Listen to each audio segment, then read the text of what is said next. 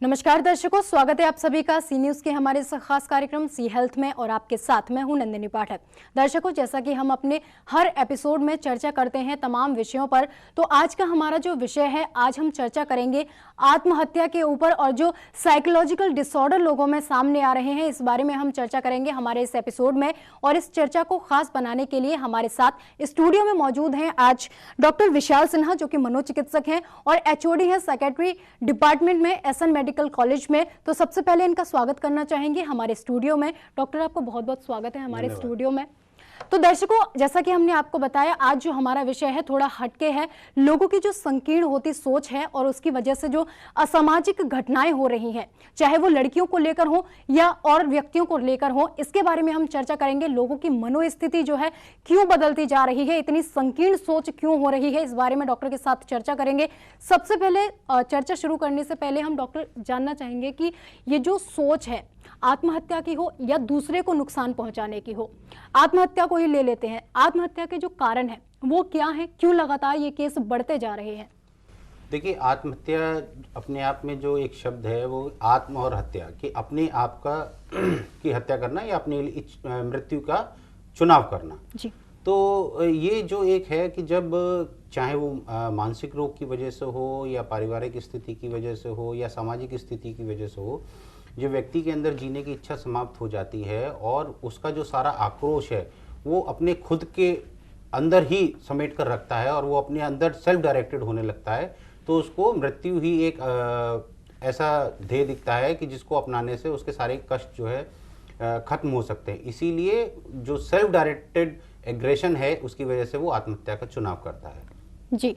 तो अगर हम ये परेशानियों की बात करें तो एक तनाव की स्थिति जो होती है वो कहीं ना कहीं से शुरुआत उसकी होती है, लेकिन अगर इसके हम लक्षणों की बात करें तो परिवार के लोग या आसपास के लोग उस मरीज को या उस पेशेंट को ये नहीं समझ पाते हैं कि इसको क्या दिक्कत है। अगर हम इसके लक्षणों की बात करें तो लोगों को क्या लक्षण अगर दिखाई दें तो सतर्क हो जाना चाहिए कि किसी व्यक्ति को आगे चल के ये परेशानी हो सकती है, ये ऐसा आत्मघाती कदम उठा सकता है।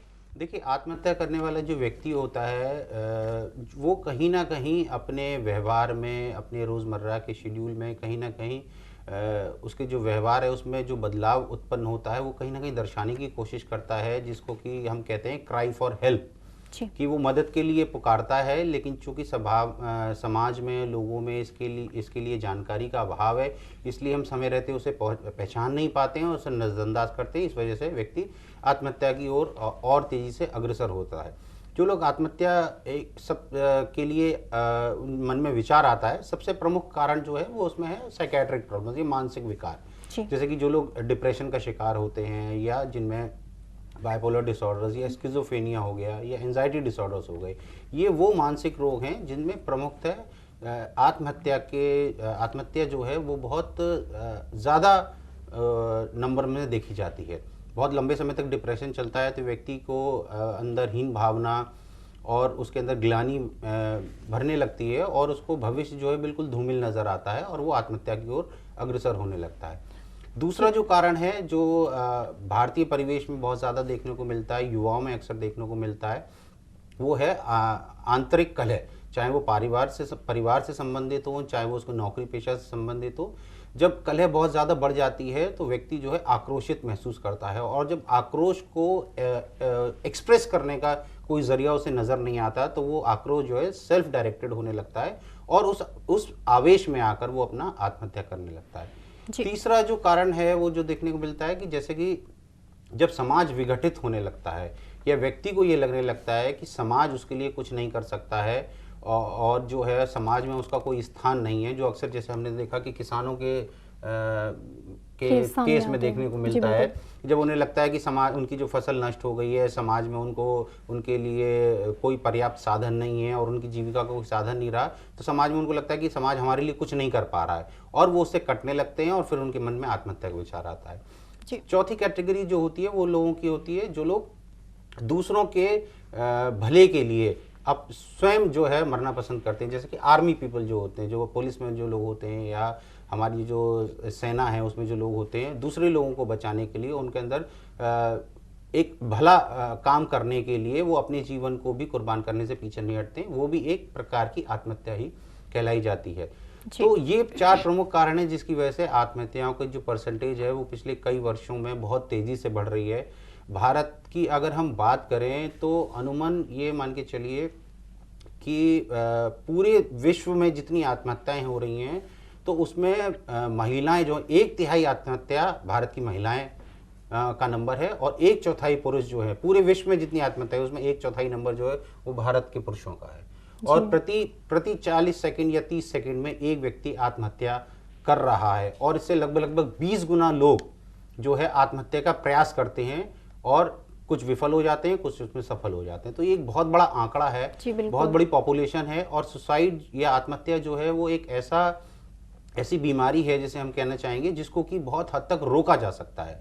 ज़रूरत है समय रहते लक्षणों को पहचानने की और उनको आइडेंटिफाई करने की, ताकि हम उनको समय रहते इस आत्मघाती प्रयास से रोका जा सके। जी, तो आपने युवाओं की बात की और जो आंकड़े हैं भारत में लगातार बढ़ते जा रहे हैं और जो भयावह आंकड़े हम कह सकते हैं, इनको हर 40 सेकंड में अगर एक व्यक्ति सुसाइड अटेम्प्ट कर रहा है तो ये बहुत ही बड़े आंकड़े हैं। अगर हम बात करें युवाओं की, लगातार जो भागदौड़ भरी जिंदगी है, स्ट्रेस है, तनाव लेते हैं लोग। पहले आत्महत्या के केस काफी 30 या 35 प्लस एज में देखे जाते थे, जो कि अब कम होते होते बच्चों तक सीमित हो गए हैं। अगर हम युवाओं की बात करें या बच्चों की बात करें, ऐसे सुसाइड अटेम्प्ट करने की जो काम है या जो कि कोशिशें हैं वो लगातार बढ़ रही हैं और ऐसे केस भी लगातार सामने आ रहे हैं। युवाओं में आत्महत्या करने के जो कारण हैं वो क्या हैं और इनके बढ़ने के भी कारणों पर हम चर्चा करना चाहेंगे।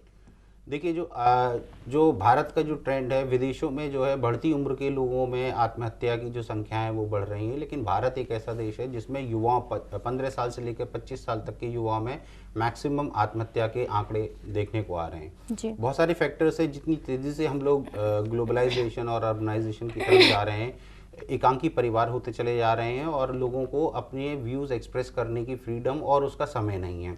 तो इसीलिए जैसे मैंने कहा ना कि एग्रेशन, यदि फ्रस्ट्रेशन या एग्रेशन अंदर जनरेट होता है तो उसको एक्सप्रेस करने के लिए उनके पास साधन नहीं है, क्योंकि इस परिवार के बाकी सदस्यों के पास उतना समय नहीं है। सब लोग अपनी भाग दौड़ बड़ी जीवन में लगे पड़े हुए हैं। तो इसी वजह से वो जो एग्रेशन है वो सेल्फ डायरेक्टेड अंदर की तरफ अपने खुद की तरफ जो है डायरेक्टेड होने लगता है और रिजल्ट उसका आत्महत्या होता है। दूसरा कारण है लेवल ऑफ स्ट्रेस। जो लेवल ऑफ एक्सपेक्टेशंस हैं वो स्ट्रेस को जनरेट करती हैं। हमारी जो महत्वाकांक्षी परियोजनाएं हैं, यदि वो सफल नहीं हो पाती हैं, हम इतनी भागदौड़ करने के बावजूद यदि हम जो परिणाम हमने अपने लिए सोच रखे हैं, चाहे वो इकोनॉमिकल हो, चाहे वो सोशल हो, चाहे हम अपने प्रोफेशन में जो अचीव करना चाहते हैं या परिवार में या समाज में जो अचीव करना चाहते हैं, यदि हम उसको अचीव नहीं कर पाते हैं तो हमारे अंदर जो है एक हीन भावना डेवलप होने लगती है। हम अपने आप को नाकारा महसूस करने लगते हैं और हम जो है सुसाइड की ओर अग्रसर होने लगते हैं। तीसरा प्रमुख कारण है हाइटेंड एग्रेशन। जो आज की जो युवा पीढ़ी है उसका एग्रेशन जो है, उसका एग्रेशन लेवल जो है वो बहुत तेजी से बढ़ रहा है। बहुत सारे कारण हैं। समाज में एग्रेशन का एक्सपोजर जो है बहुत ज़्यादा बढ़ गया है, चाहे वो इंटरनेट गेम्स हों, चाहे वो मूवीज़ के माध्यम से हो, चाहे वो मीडिया के अन्य माध्यम से हो। तो लेवल ऑफ जो एग्रेशन का एक्सपोजर है वो बहुत ज़्यादा बढ़ गया है। टॉलरेंस लेवल्स जो हैं वो बहुत कम होती चली जा रही हैं। हम लोग जो पहले सिखाया जाता था घर में कि चलो जाने दीजिए, कोई बात नहीं, आपको थोड़ा सा सहनशील होना है, वो सहनशीलता कम होती चली जा रही है और हम उस एग्रेशन में आकर आत्महत्या का जैसे घातक परिणाम, जरा सी घर में कोई कलेश हुई या किसी ने हमारी कोई डिमांड, माँ बाप ने या भाई बहन से कोई मनमुटाव हुआ या हमारी कोई छोटी सी डिमांड नहीं पूरी गई, तो हम इतना एग्रेशन में चले जाते हैं, इतना आक्रोश महसूस करने लगते हैं और हम जो है आत्महत्या की तरफ बढ़ने लगते हैं। जी, आपने परिवार की बात की। परिवार के एकाकीकरण लगातार बढ़ते जा रहे हैं, भारत में भी इसकी संख्या तेजी के साथ बढ़ी है। अगर हम फैमिली के न्यूक्लियर होने की बात करें तो ये कितना प्रभाव डालती है एक बच्चे के विकास पर या उसकी परवरिश पर? देखिए, एकांकी परिवार के कुछ फायदे भी हैं, कुछ नुकसान भी हैं। चूँकि परिवार एक छोटी यूनिट बनकर रह गया है, जो सदस्य हैं वो गिने चुने हैं और अगर इकोनॉमिक्स की बात करें तो वो जो जितनी कमाई है वो सिर्फ 2 या 4 सदस्यों के लिए बहुत अच्छी मात्रा में उनका लालन पोषण अच्छी तरीके से कर सकते हैं, उनको बेटर एजुकेशन पे खर्च कर सकते हैं, घूमने फिरने और बाकी शौकों को पूरा करने में खर्च कर सकते हैं, ये उसका फायदा हो गया। लेकिन एकांकी परिवार के संग सबसे बड़ी समस्या है, क्योंकि छोटी यूनिट है, जो लोग हैं, दोनों लोग पति पत्नी दोनों लोग अपने ऑक्यूपेशन में, अपने व्यवसाय में जो है व्यस्त रहते हैं और इसीलिए परिवार को और बच्चों को समय नहीं दे पाते हैं। और इसी कमी को दूर करने के लिए वो वीकेंड्स पर ज़्यादातर ये कोशिश करते हैं कि बच्चे की जो भी डिमांड्स हैं वो पूरी हो जाएं।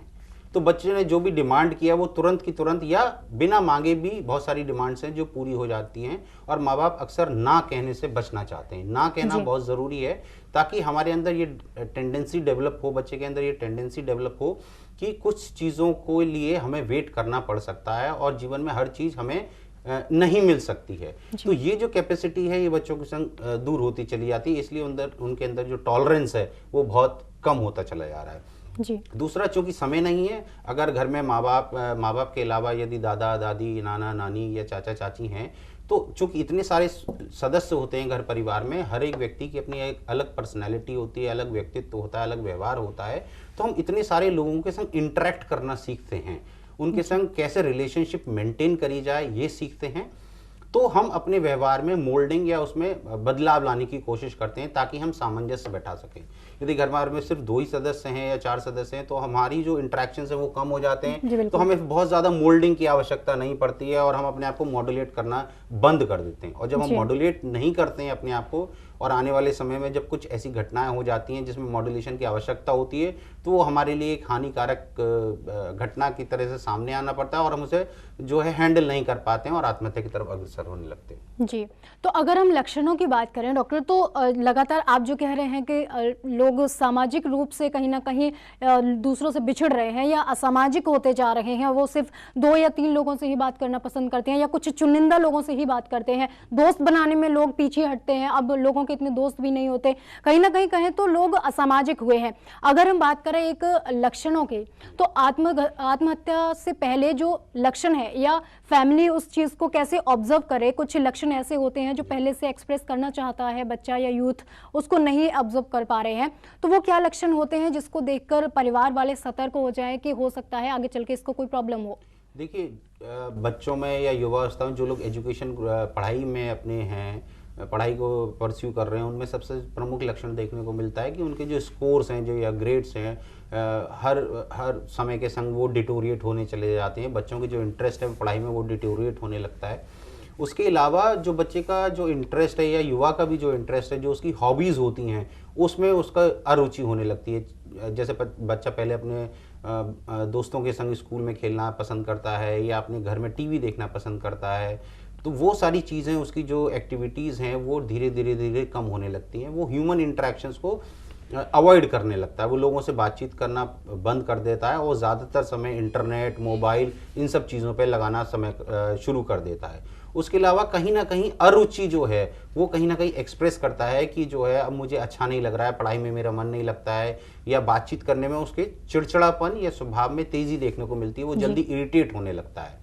तो बच्चों में ये सारी चीज़ें देखने को मिलती हैं। युवा लोग होते हैं वो एक्सप्रेशन में थोड़े से ज़्यादा बेटर होते हैं, इसीलिए वो कहीं ना कहीं अपने मन में इस प्रकार की जो भावना आ रही है कि मैं मरना चाहता हूँ या जीवन में कोई रस नहीं बचा है, इस बात को वो अपने घर परिवार वालों को कहीं ना कहीं एक्सप्रेस करने की कोशिश करते हैं। वो अपने घर परिवार को, अपनी पत्नी को बताता है कि जो है तुम क्या कहते हैं, मेरे बैंक अकाउंट्स ये हैं, मेरे पासवर्ड्स ये हैं, इन सब का तुम ध्यान रखना, और अपने आगे के प्लानिंग के लिए अननेसेसरी, जबकि उसका समय नहीं है, उन सब चीज़ों को प्लान करना शुरू करते हैं। बुजुर्ग लोग अक्सर अपने पुराने रिश्तेदारों से मिलना शुरू कर देते हैं, उनके फ़ोन कॉल्स करने लगते हैं, उनको ईमेल या लेटर्स या उनसे संपर्क कांटेक्ट करने की कोशिश करते हैं, और अपनी जो उन्होंने अपने परिवार के लिए जो कुछ भी किया है उसको एक्सप्रेस करना करते हैं कि मेरे बाद जो है मैंने ये सब प्लान किया हुआ है, तो अपनी जो उनकी जो लास्ट डिजायर्स होती हैं वो एक्सप्रेस करने की कोशिश करते हैं। तो ये सारी चीज़ें जो हैं अक्सर निगलेक्ट कर देते हैं, हम उनको आइडेंटिफाई नहीं करते और उनको हल्के में ले लेते हैं।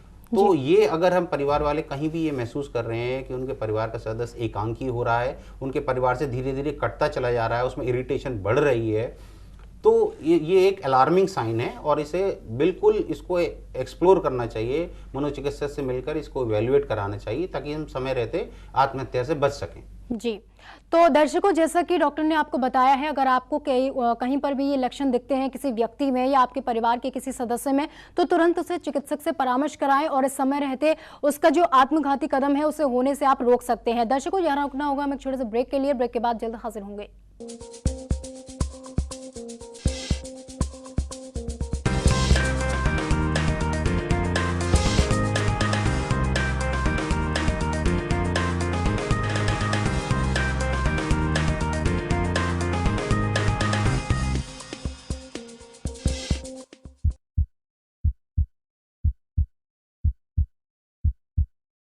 ब्रेक के बाद एक बार फिर से आप सभी का स्वागत है हमारी इस खास चर्चा में। और चर्चा को खास बनाने के लिए हमारे साथ स्टूडियो में आज मौजूद है डॉक्टर विशाल सिन्हा।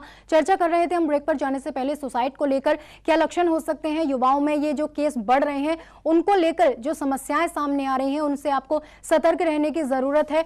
जैसा कि हम ब्रेक पर जाने से पहले चर्चा कर रहे थे आत्महत्या को लेकर, अब हम अगर मानसिकता की बात करें तो डॉक्टर अभी जो मानसिकता लोगों में बदल रही है, क्राइम के केस लगातार बढ़े हैं।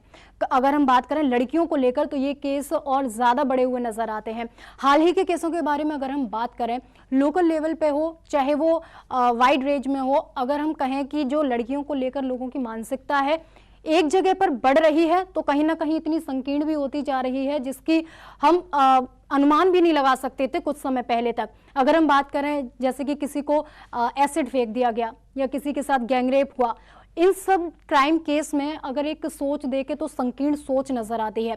इस लगातार बढ़ रही सोच के कारणों पर हम चर्चा करना चाहेंगे। क्यों ये समाज में असामाजिक तत्वों के रूप में लोग हैं और क्यों लड़कियों के प्रति ये क्राइम केस लगातार बढ़ रहे हैं। देखिए, क्रिमिनल केसेस की अगर हम बात करें, जैसे अभी कुछ दिनों पहले एक घटना हुई है जिसमें कि काफ़ी चर्चा में है इस समय कि लड़की को जला दिया गया या एसिड फेंकने की जो घटना बहुत होती रहती हैं, आज न्यूज़पेपर्स में पढ़ते रहते हैं। इस प्रकार के जो लोग होते हैं वो कहीं ना कहीं उनमें कोई पर्सनालिटी का विकार होता है, पर्सनालिटी डिसऑर्डर्स होते हैं। वो लोग एंटी सोशल पर्सनालिटी के होते हैं या स्किज़ॉइड पर्सनालिटी के होते हैं। तो वो लोग समाज से बिल्कुल अलग रहते हैं, अलग थलग रहते हैं, उनका समाज में कोई स्थान नहीं होता और उनमें अपने आक्रोश को कंट्रोल करने की जो कैपेसिटी है या टेंडेंसी है वो बहुत कम होती है। जल्दी उग्र हो जाते हैं और अपने स्वभाव पे कंट्रोल नहीं कर पाते। दूसरी बात ये है, इन लोगों में टॉलरेंस बहुत कम होती है। ये लोग अपने प्रति कोई किसी भी प्रकार की नकारात्मक चीज़ को जल्दी एक्सेप्ट नहीं कर पाते हैं और उनको ये लगता है कि ये उनके लिए, उनके अस्तित्व के लिए एक खतरा है।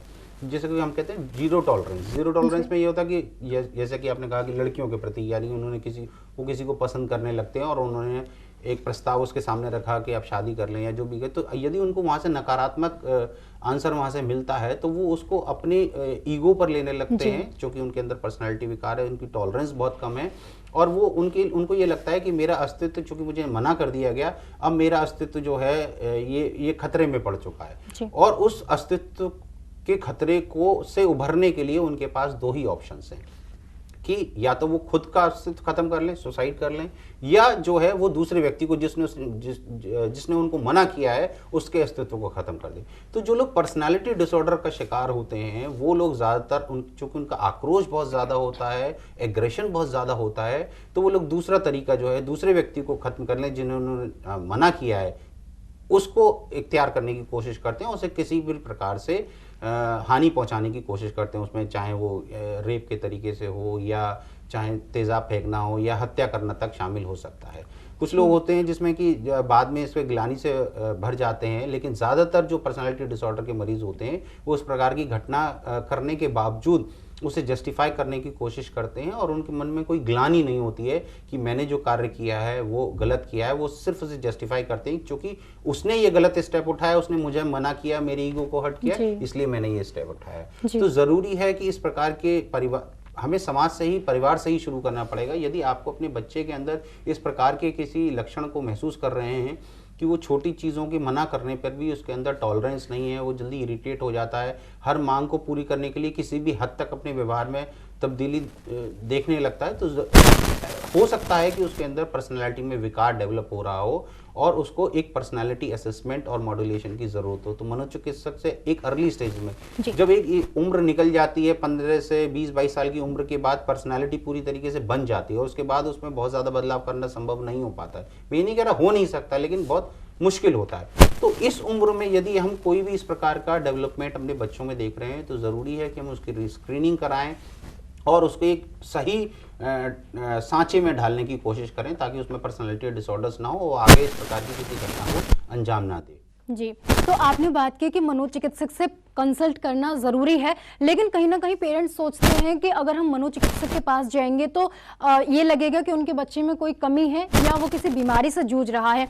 तो लोगों की ये जो सोच है उसको लेकर आप दर्शकों को क्या बताना चाहेंगे कि ऐसा नहीं है। अगर किसी में कोई दिक्कत है या किसी भी वजह से, चाहे वो हार्मोनल चेंजेस हो या एज के साथ उसका जो परिवर्तन हो रहे हैं, उसके शारीरिक परिवर्तन हो रहे हैं, मानसिक स्थिति में जो परिवर्तन है उनकी वजह से हो, तो हम दर्शकों को ये अवेयर करना चाहते हैं कि ऐसे ज़रूरी नहीं है अगर किसी बच्चे में कोई दिक्कत है तो वो ठीक नहीं हो सकती है। तो इसको लेकर आप दर्शकों को क्या जानकारी देंगे? ऐसा नहीं है कि मनोचिकित्सक, देखिए बहुत सारी भ्रांतियां हैं मानसिक रोगों को लेकर, इसीलिए लोग जो है मानसिक रोग विशेषज्ञ से कंसल्ट करने में कतराते हैं। एक बहुत बड़ा स्टिग्मा है कि हमारे घर में किसी को मानसिक परेशानी, क्योंकि एक्सेप्टेंस नहीं है। हम लोग मानसिक रोगों से बहुत सारी जो गलत धारणाएं जुड़ी हुई उसको हम सोचते हैं कि एक बहुत अलग सी चीज़ है। चूँकि हम मन से या दिमाग से कमज़ोर हैं, हमारे अंदर कोई कमी है, इसीलिए हमें मानसिक रोग हो सकता है, ऐसा नहीं है। मानसिक रोग अन्य बीमारियों की तरह किसी भी व्यक्ति को कभी भी हो सकता है। उसके पेशे से या उसके सोशो इकोनॉमिक स्टेटस, ऐसा नहीं है कि गरीब लोगों को होगी या बहुत पैसे वालों को नहीं होगी, ऐसा कुछ भी नहीं। किसी भी व्यक्ति को किसी भी जीवन के किसी भी स्टेज में मानसिक रोग से ग्रसित हो सकता है। तो सबसे पहली धारणा है कि हम बाकी बीमारी की तरह मानसिक रोगों को देखें। और दूसरी बात यह है कि स्क्रीनिंग का मतलब ये नहीं कि हम मानसिक रोग विशेषज्ञ के पास जा रहे हैं तो वो आपको दवाई देनी ही शुरू कर देगा। बहुत सारी चीज़ें ऐसी होती हैं, जो व्यक्तित्व बन रहा होता है तो बहुत सारे, चूंकि हमारे पास जो रोल मॉडल्स होते हैं हम उनसे कुछ सीखते हैं। तो हो सकता है आपके बच्चे के जो रोल मॉडल्स हों वो अच्छे ना हों, मतलब स्कूल में जो उसके जो फ्रेंड सर्कल उसने चूज किया वो शायद उतने अच्छे ना हो, वो उसे गलत सीख या गलत धारणाएं या गलत मॉरल वैल्यूज दे रहे हों, या वो समाज में जिन जिन लोगों के संपर्क में आता है वो ठीक नहीं हो और उनको इम्बाइब करने की कोशिश करता है, उन जैसा बनना चाहता है। तो हम उनको अर्ली स्टेज पे आइडेंटिफाई करके उसके व्यवहार को मॉड्यूलेट कर सकते हैं, उसको एक बेहतर रोल मॉडल प्रोवाइड करने की कोशिश कर सकते हैं। और जो अच्छी क्वालिटीज़ हैं उनको कल्टीवेट करने के लिए हम उसके अंदर न्यूमरस बहुत सारे सेशंस के अंदर उनके अच्छी क्वालिटीज़ को कल्टीवेट करने की कोशिश कर सकते हैं। तो ज़रूरी नहीं है कि मानसिक रोग विशेषज्ञ आपको लेवल ही कर दें, ऐसा नहीं है। ये मानसिक रोग विशेषज्ञ ये एक है कि हमारे मन जो किस प्रकार से डेवलप हो रहा है, हमारी जो व्यक्तित्व है वो किस प्रकार से डेवलप हो रही है, वो बैलेंस्ड है कि नहीं। और दूसरी बात, जैसे मैंने कहा कि बहुत सारे सुसाइड के केसेस के पीछे मानसिक रोग होते हैं जिनको कि हम आइडेंटिफाई नहीं कर पाते हैं। और हम सोचते हैं कि अक्सर लोगों में ये सोच होती है कि छोटा बच्चा है, 5वीं क्लास में पढ़ रहा है, 6ठी क्लास में पढ़ रहा है, ये कैसे सुसाइड कर सकता है, या इसको किस बात का स्ट्रेस। हम अच्छा खाना देते हैं, अच्छा पहनने को देते हैं, खूब घुमाते फिराते हैं, बढ़िया पॉकेट मनी देते हैं, फिर इसको किस बात का स्ट्रेस। लेकिन स्ट्रेस किसी भी लेवल पर हो सकता है। ऐसा नहीं है कि आप शादीशुदा हैं और आप नौकरी कर रहे हैं तो आपको स्ट्रेस है। स्ट्रेस किसी भी लेवल पर हो सकता है। बच्चे को अपनी पढ़ाई का स्ट्रेस हो सकता है, उसके अपने एग्जिस्टेंस का स्ट्रेस हो सकता है स्कूल में कोई परेशानी महसूस कर रहा हो। तो हर व्यक्ति का लेवल ऑफ लाइफ के हिसाब से स्ट्रेस बदलता रहता है। तो ऐसा कोई भी लाइफ की स्टेज नहीं है जो स्ट्रेस फ्री हो। जरूरी है कि हम उस स्ट्रेस को आइडेंटिफाई करें, अर्ली स्टेज में आइडेंटिफाई करें और उसको सॉल्व आउट करने की कोशिश कर सकें। जी, तो हम अगर बच्चों की बात करें तो स्कूल्स की काफ़ी इम्पोर्टेंस होती है कि बच्चा जब स्कूल में जाता है तो कहीं ना कहीं उसका जो डेवलपमेंट है वो वहीं से होता है। समाज की जो समझ है वो अपनी स्कूल से सीखता है। अगर हम इनकी भूमिकाओं की बात करें तो एक स्कूल की क्या भूमिका हो सकती है बच्चे के ओवरऑल पर्सनैलिटी डेवलपमेंट में? देखिए, स्कूल में अमूमन बच्चे जो है सुबह 8 बजे से जाते हैं और 2 से 3 बजे तक का समय वहाँ व्यतीत करते हैं। पढ़ाई के अलावा जो इनिशियल रोल मॉडल्स होते हैं बच्चे के, वो स्कूल से ही पिकअप करता है। चाहे वो स्कूल के टीचर्स हों, प्रिंसिपल हों, या स्कूल के अपने जो बैचमेट्स हैं उसके, या बड़ी क्लास के जो भैया दीदी हैं, जो भी, उन सबको वो अपना रोल मॉडल्स मानता है। अगर एक अच्छा टीचर है आपके सामने तो बच्चा जो है उसकी अच्छी बातों से प्रभावित होकर उन अच्छी बातों को अपने अंदर समाहित करने की कोशिश करता है, वो उसकी पर्सनैलिटी का एक हिस्सा बन जाते हैं।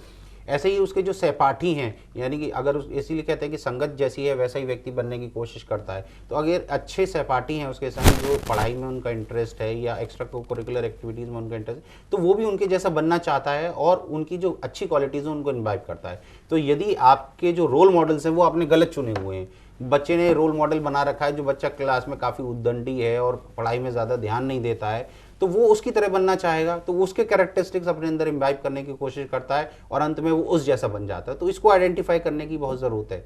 और ये सब चीज़ें, क्योंकि इतना सारा समय बच्चा जो स्कूल में व्यतीत करता है, तो ज़्यादातर रोल मॉडल्स उसके, जब वो समाज में जाता है, जब बच्चा 10वीं या 12वीं में आने लगता है, तब वो समाज में मूव करना शुरू करता है, तब वहां से वो रोल मॉडल पिक करता है, तो समाज के लोग उसे प्रभावित करते हैं। तो हर स्टेज पे जो हमारे रोल मॉडल्स हैं वो हमेशा अच्छे रोल मॉडल्स होने चाहिए। माँ बाप को एक अच्छा रोल मॉडल अपने आप को साबित करना चाहिए। ऐसे टीचर्स बहुत इंपॉर्टेंट रोल प्ले करते हैं। अक्सर आपने देखा होगा कि जो छोटे बच्चे होते हैं, चूंकि उनका टीचर बहुत अच्छा होता है, उससे प्रभावित होता है कि वो बहुत अच्छे तरीके से कैरी करते हैं अपने आप को, बहुत अच्छे तरीके से व्यवहार करते हैं, अच्छे तरीके से पढ़ाते हैं। तो अक्सर बच्चे छोटी क्लास में कहते हैं कि मैं बड़े होकर टीचर बनना चाहता हूँ जी। तो अगर ठीक है, और यदि कोई टीचर आपका अच्छा नहीं है और आपको मारपीट करता है या उसको समझाने का तरीका अच्छा नहीं है, तो फिर उस प्रोफेशन के लिए उसके मन में गलत धारणा बैठ जाती है कि इस प्रोफेशन के लोग ठीक नहीं होते हैं, मुझे ये नहीं करना है।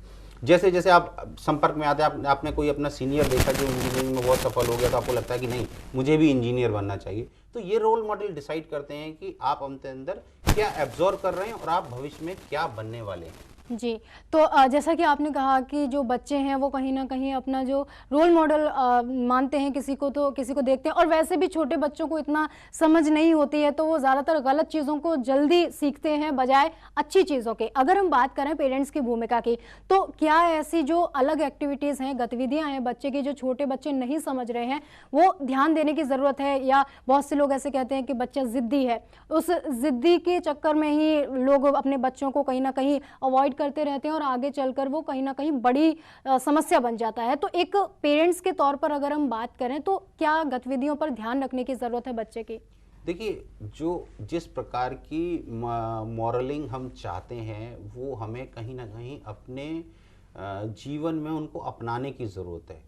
हमारा जो एजुकेशन सिस्टम है वो पढ़ाई पर और उसके असेसमेंट पर बहुत ध्यान देता है, लेकिन उसका जो इम्प्लीकेशंस है या उसका जो हमारे जीवन में उतारना है उस पर हमारे यहाँ कोई तवज्जो नहीं दी जाती है।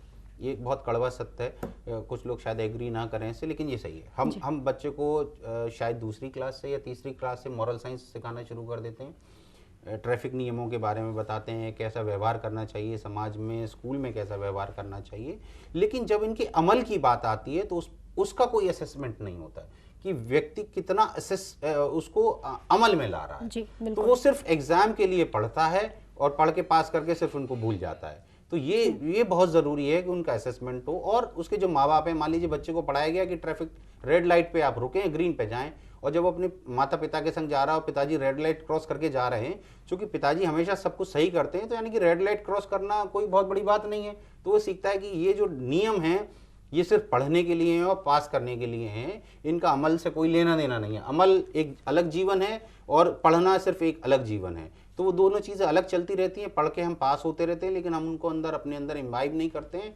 और इसीलिए हम शायद नियमों का पालन नहीं करते हैं, क्योंकि वो उनको हमने आत्मसात करने की कोशिश नहीं करी, और ना हमारे माँ बाप ने उनको एम्फसाइज करा, ना हमारे समाज ने उनको एम्फसाइज करा कि इसको आत्मसात करिए और उसको इम्प्लीमेंट करिए। जी बिल्कुल। तो दर्शकों, आज के हमारे एपिसोड में हमने चर्चा की सुसाइड के बारे में, और जो क्रिमिनल केस आ रहे हैं सामने लगातार, उनकी जो मानसिक स्थिति है इसके बारे में हमने चर्चा की आज के हमारे एपिसोड में। और जो इंपॉर्टेंट चीजें आपको बताई गई हैं, जो महत्वपूर्ण जानकारियां डॉक्टर ने आपको दी हैं, उन पर आपको ध्यान देने की जरूरत है। चाहे वो छोटा बच्चा हो या युवा पीढ़ी हो, किसी में भी तनाव हो सकता है और इसकी वजह से कोई भी वो गलत कदम उठा सकता है। तो आपको सचेत रहने की जरूरत है। और इन सभी जानकारियों के लिए हम डॉक्टर का बहुत बहुत शुक्रिया अदा करते हैं। डॉक्टर, आपका बहुत बहुत शुक्रिया। तो दर्शकों, आज की हमारी चर्चा का निष्कर्ष यही है कि लगातार जो केस आ रहे हैं इनसे आपको बचने की जरूरत है, समय रहते आपको सतर्क रहने की जरूरत है। और ऐसी एक्टिविटी अगर आपको कहीं पर दिखती है, आपके बच्चे में कोई ऐसी नजर आती है, कोई चीजें या लक्षण लगते हैं, तो आपको चिकित्सक से परामर्श करने की जरूरत है। तो फिलहाल हमारे इस एपिसोड में इतना ही। अगले एपिसोड में फिर हाजिर होंगे एक नए विषय और विशेषज्ञ के साथ। तब तक हमें दीजिए इजाजत। नमस्कार।